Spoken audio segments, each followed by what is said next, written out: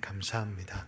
좀 길었는데 제가 이 내용을 좀 다 같이 나누고 싶었던 건 오늘의 설교의 내용과 동일하기 때문입니다. 제가 한번 우리 성도님들에게 오늘의 말씀을 열기 전 질문을 한번 해보도록 하겠습니다. 우리 성도님들은 여러분들이 한번 실수했던 것들을 반복해서 다시 실수하거나 또한 잘못을 한 적이 있으십니까? 말씀은 안 하시지만 눈을 보니까 인생을 살아가는 데 있어 어떻게 똑같은 실수를 반복하지 않느냐라고 말씀하시는 것 같습니다. 제가 재미난 이야기를 신문에서 보게 되었습니다. 그 신문에는 이러한 내용이 기록되어 있었습니다. 한 아이가 어느 날 엄마 앞에 잘못을 하게 되었습니다. 그래도 엄마는 아들을 사랑하는 마음으로 아이의 잘못을 눈감아 주었습니다. 그런데 똑같은 잘못, 실수를 2번, 3번 연달아 하게 되어지는 것입니다. 그래서 엄마가 그 아들을 세워놓고 꾸짖기 시작합니다. 그것은 잘못한 거란다. 너 그렇게 하면 나중에 더 큰 실수와 잘못을 할 수 있단다 라고 꾸지람을 하였습니다. 그런데 아들이 얼마 안 되어 또 동일한 실수와 잘못을 하게 된 것입니다. 그러자 이번에는 엄마가 단호하게 아이를 세워놓고 아이의 잘못에 대해 하나하나 이야기해 주었습니다. 그러자 아이가 이번에는 변명을 하며 거짓말을 하기 시작하는 것입니다. 엄마가 이건 안 되겠구나. 이렇게 하면 우리 아이가 잘못된 길로 갈 수 있겠구나 라고 생각을 하여 이번에는 좀 더 단호하게 매를 들어 아이가 무엇을 잘못했는지를 깨닫도록 엄하게 훈계하였습니다. 그런데 아이를 너무나도 사랑하는 나머지 아이를 훈계한 뒤 방에 들어가 엄마가 너무나도 마음이 아파 울고 있었습니다. 그 모습을 본 아이가 마음에 찔림이 있었는지 거실의 식탁에 이런 글을 남겨놓았습니다. 엄마, 잘못했습니다. 다시는 동일한 실수를 하지 않겠습니다. 그리고 그 밑에 그래도 엄마는 나를 사랑하실 거죠? 라고 글을 남겨두었다고 합니다. 한참 후에 이제 식사를 준비하기 위해 엄마가 거실로 나와 식탁 위에 하얀 종이가 있는 것을 보고 물끄러미 그 종이를 보게 되었다고 합니다. 그 종이를 본 다음 엄마도 모르게 미소가 번지게 되었다고 합니다. 엄마는 잠시 생각한 다음 그 밑에 이렇게 글을 남겨두었다고 합니다. 사랑하는 아들아, 엄마는 너를 너무나도 사랑한단다. 그러하기에 너에게 2번이나 훈계를 한 것이란다. 엄마의 훈계는 너의 또 다른 사랑의 표현이란다 라고 글을 적어 놓았다고 합니다. 오늘 본문의 말씀은 우리가 익히 잘 알고 있는 요나 이야기입니다. 하나님께서는 이 요나의 이야기를 통해 특별히 3장의 말씀을 통해 우리에게 무엇을 말씀하시고자 하시는 것일까요? 하나님께서는 너무나도 요나를 사랑하시고 이스라엘 백성들을 사랑하여 주셔서 니느웨 백성들이 회개하고 하나님 앞에 돌아옴으로 인해 그들에게 자유를 얻게 하시기 위해 지금 요나의 이런 물고기의 사건을 일으키신 것일까요? 아니면 니느웨 백성들을 이스라엘 백성보다도 더 사랑하시기에 그들이 멸망하지 않도록 이 요나라는 사람을 통해 회개토록 하신 것일까요? 오늘 말씀의 주제를 우리가 다 같이 한번 읽어볼까요? 저를 따라 읽어보시겠습니다. 우리를 사랑하시기에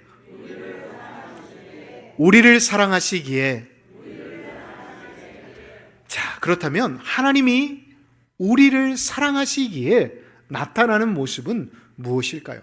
첫 번째로는 1절에 기록이 되어 있습니다. 하나님께서는 하나님이 사랑하시는 사람을 그럼에도 불구하고 다시 부르심을 성경은 기록하고 있습니다. 1절의 말씀을 보면 여호와의 말씀이 2번째로 요나에게 임하니라 라고 말씀하고 있습니다. 여러분 기억하십시오. 하나님께서는 하나님을 사랑하는 자들에게 아무리 그들이 실수하고 범죄했다 할지라도 그들을 향해 너희들은 끝났어 라고 말씀하신 적이 성경 어디에도 없습니다. 항상 실수하고 또 실수하고 범죄한다 할지라도 그들을 향해 다시 라고 말씀하여 주셨습니다. 여러분 이 성경은 어떠한 말씀들이 기록되어 있을까요? 하나님의 사랑이 기록되어 있고 이웃 사랑이 기록되어 있기도 하지만 또 하나 하나님께서는 아브라함, 모세 그리고 엘리야 그리고 베드로와 마가라는 신앙의 대선배들의 삶을 통해 다시금 하나님께서 그들을 부르심으로 인해 소명자, 사명자의 삶을 살아갈 수 있도록 하셨음을 확증하는 말씀들이 기록되어 있는 책이기도 합니다. 우리는 잊지 말아야 합니다. 하나님의 사랑은 실패보다 크다는 것을 말입니다.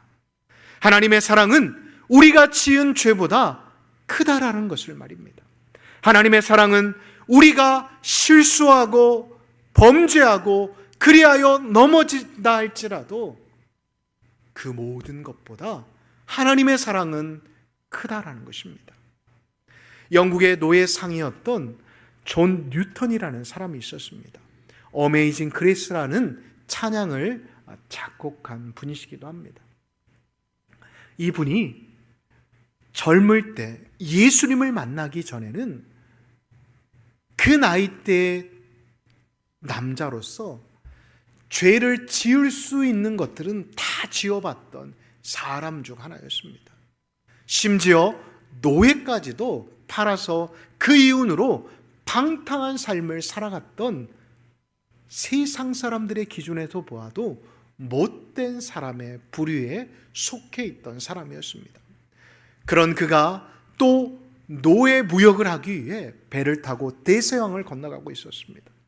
그때 풍랑이 일게 되었습니다. 배가 부서질 정도로 큰 풍랑이 일게 되어지자 그가 잊고 있었던 하나님을 찾기 시작합니다. 하나님, 한 번만 저를 살려주십시오. 하나님께서 저를 살려주신다라고 한다면 제가 이제는 나쁜 짓 하지 않고 착하게 살아가겠습니다 라고 하나님께 기도하기 시작하였습니다. 정말 그 기도가 응답되었는지 기적적으로 목숨을 건지게 되었습니다. 그 뒤로 하나님 앞에 자신의 죄를 회개하고 회심한 뒤 이분은 목회자의 길을 걸어가게 되었습니다.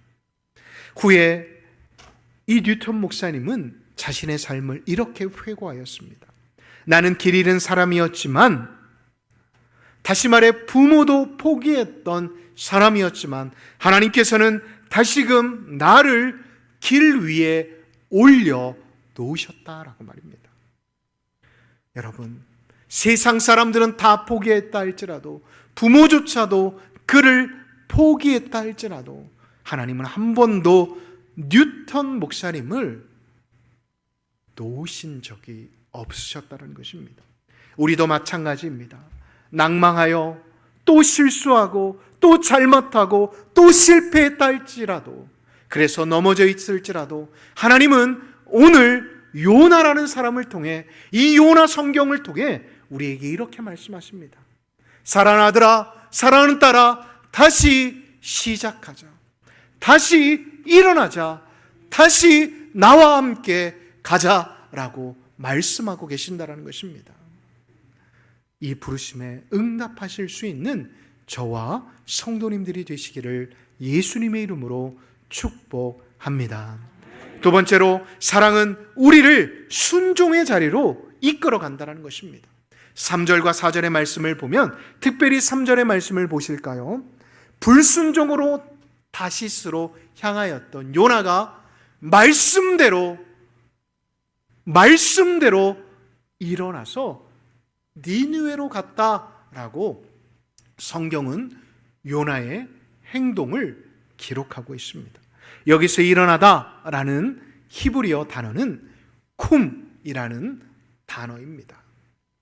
우리가 야이로의 딸 이야기를 통해 이 쿰이라는 단어를 여러 번 들어보셨겠지만, 이 쿰이라는 단어는 단순히 일어나라라는 의미도 있지만 그 또 다른 의미를 살펴보면 삶을 하나님 앞에 드리겠다라는 결단의 의지가 담겨져 있는 단어이기도 합니다.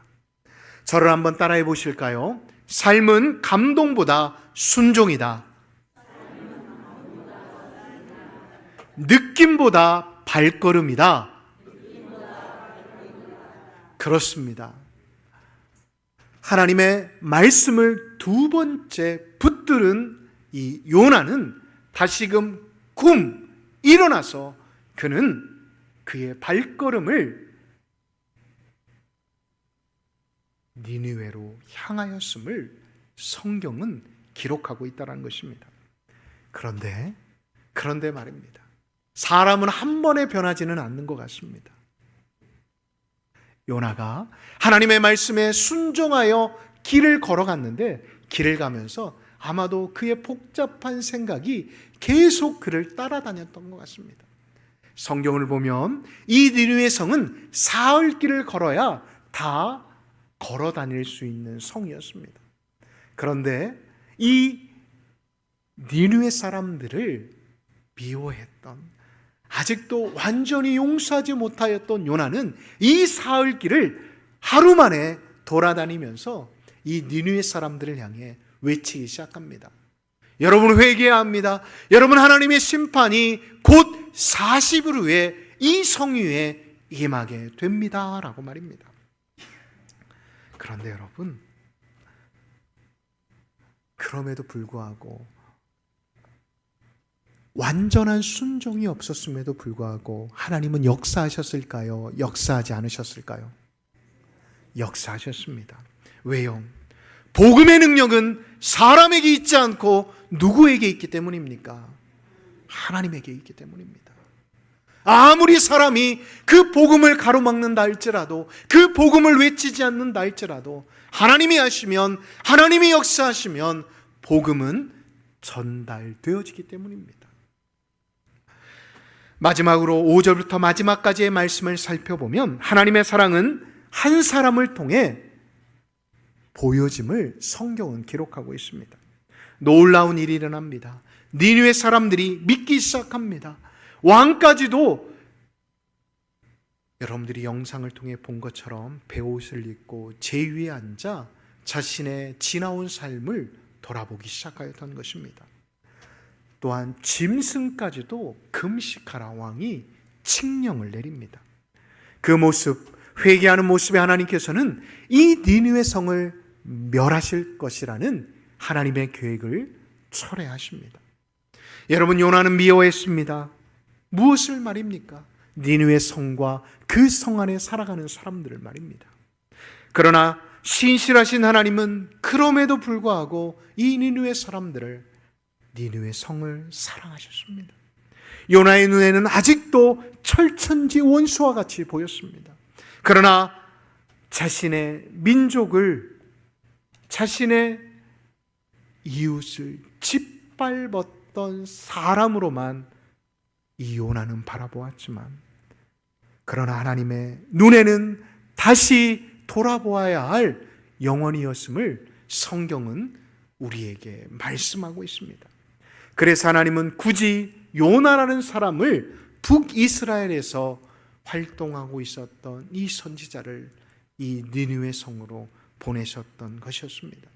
여러분, 신약에서도 이러한 하나님의 사랑이 완전히 드러난 사건이 무엇입니까? 바로 하나님의 아들 독생자 예수 그리스도가 이 땅에 내려온 사건이었습니다. 그 예수님은 하나님의 사랑을 말로만 전하지 않고 직접 그 사랑을 말씀대로 자신의 몸을 바쳐 십자가에서 하나님 앞에 완전히 드려짐으로 그 사랑을 이루셨습니다. 또한 거기에서 멈추시지 아니하시고 말씀하신 대로 다시 3일 만에 부활하시고 그 사랑을 확증하셨습니다. 2006년 미국 펜실베니아 주에 있는 니켈 마인스라는 마을에서 총기 사건이 일어났다고 합니다. 우유 배달 운전기사였던 남성이 아미시 마을에 있는 그 학교를 이렇게 들어가서 학교에 있는 여학생들을 인질로 삼고 그들을 국가와 대치하게 되었다고 합니다. 그때 많은 이렇게 희생자들이 나타났는데 끝내는 이제 경찰과 대치하다가 이 우유 배달 기사가 자살하여 죽게 되었습니다. 이 사건 이후 어떠한 일이 일어나신 줄 아십니까? 이 아미시 집단에 있었던 사람들은, 이 아미시 집단은 제세례파 사람들입니다. 이 사람들은 그 우유 배달 집배원의 그 가정의 장례식에 직접 찾아갔다고 합니다. 그리고 그 아내를 위로하고 이제 우리는 그 우유 배달원을 용서하겠다라고 이야기하였다고 합니다. 이 사건은 미국 전역뿐만 아니라 전 세계 뉴스로 도배되게 되었다고 합니다. 많은 사람들은 이렇게 질문합니다. 어떻게 자신의 자녀를 또한 자신의 마을을 쑥대밭으로 만든 이 사람을 용서할 수 있었습니까? 라고 말입니다. 그러자 그 아미시 대표는 이렇게 대답했다고 합니다. 하나님께서 우리를 사랑하신 그 사랑의 사건보다 이 사건은 절대 크지 않기에 우리는 용서할 수 있었습니다. 라고 이야기하였다고 합니다. 그렇습니다. 이렇게 하나님의 사랑을 아는 사람은 원수도 용서하고 원수도 받아들이고 원수도 사랑할 수 있습니다. 이것이 바로 복음입니다. 한 도시뿐만 아니라 한 가정을 또한 한 사회를 살리는 힘은 복음, 하나님의 사랑 외에는 없다라는 것입니다. 요나서는 사실 요나가 바닷가에 빠져 물고기 뱃속에 들어가 살아났다라고 어떠한 기적을 이야기하는 말씀이 아닙니다. 니느웨가 앞서 말씀드렸지만 멸망하지 않았다라고 말하는 말씀도 아닙니다. 이 요나서를 한 줄로 요약하면 하나님이 니느웨와 이방 민족을 이처럼 사랑하셨다라고 요약할 수 있습니다.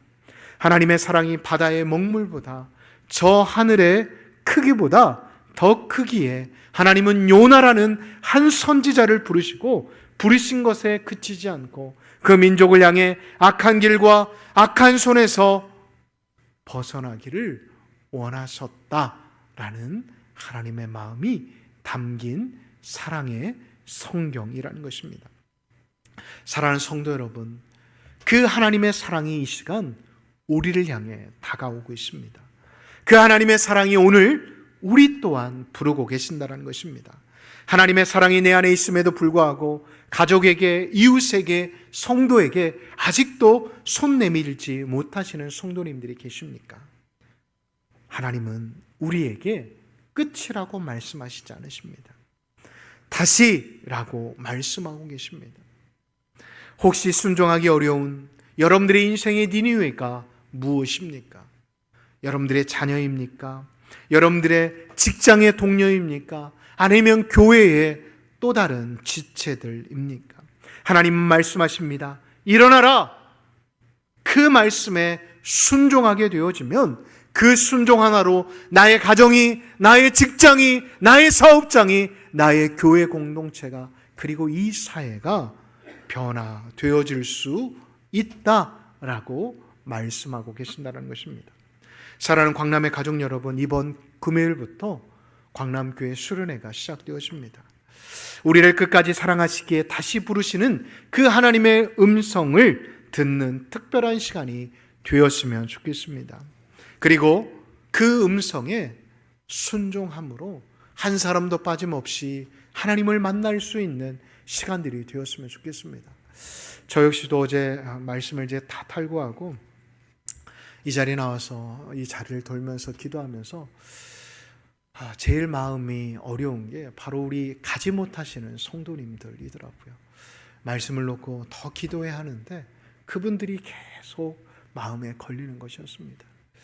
결국 어제 이제 스태프들과 회의하면서 이제 여러 가지 어려운 사항들이 있기에 이 예배당에서 예배 드리지 못하는 상황들이 발생하기에 그것들을 어떻게 우리 성도님들이 오해하지 않고 또 우리 성도님들 가운데 이것으로 인해 혹 소외받았다라는 느낌이 받지 않게 할 수 있을까 고민을 참 많이 하게 되었습니다.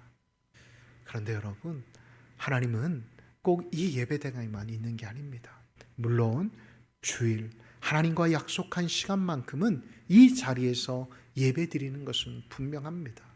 그러나 우리가 예배 드릴 때 헌금위원도 필요하고 또 예배가 끝나고 나면 정리와 또한 식사 문제도 있고 여러 가지 일로 인해 또 오히려 함께 예배 드리는 것보다 더 불편한 상황들이 있게 되어지는 것보다도 이번 한 주간만큼은 가까운 교회나 또한 우리의 가정에서 가족끼리 예배를 드리는 게 더 뜻깊은 예배가 될 수 있지 않을까라는 마음이 들게 되었습니다.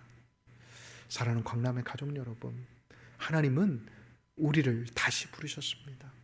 그것이 꼭 수련의 장소일 수도 있지만 그것이 여러분들의 가정일 수도 있고 여러분들의 일터일 수도 있고 여러분들의 사업장일 수도 있습니다.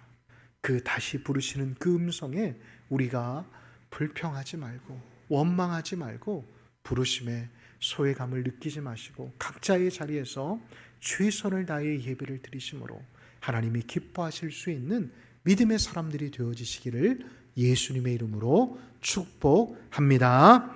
우리가 이 시간 기도하도록 하겠습니다. 하나님, 오늘 말씀 속에서 한 사람 요나와 또 한 도시인 니느웨를 통해 하나님의 사랑이 어떠한 것인지 알게 하시니 감사합니다. 하나님, 그 사랑은 다시 부르심이시고 그 사랑은 회개하게 하심이고 그 사랑을 사명을 맡기시는 것임을 깨닫게 하시니 감사합니다. 하나님, 이제 수련회가 5일 앞으로 다가왔습니다. 이번 수련회가 그런 시간이 되길 원합니다.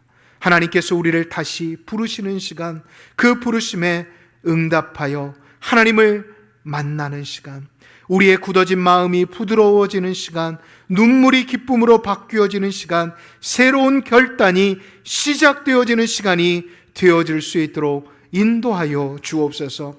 혹 이 수련회가 가는 사람들과 가는 성도님들과 가지 못하는 성도님들의 마음이 갈라지는 시간이 되지 않게 하여 주시고 우리 모두가 주님의 사랑을 받은 자임을 잊지 않고 더 뜨겁게 사랑하는 복된 시간들이 되어질 수 있도록 우리 각자와 함께하여 주옵소서. 언제나 우리와 함께하시며 우리를 사랑하여 주시는 예수님의 이름으로 기도하옵나이다. 아멘.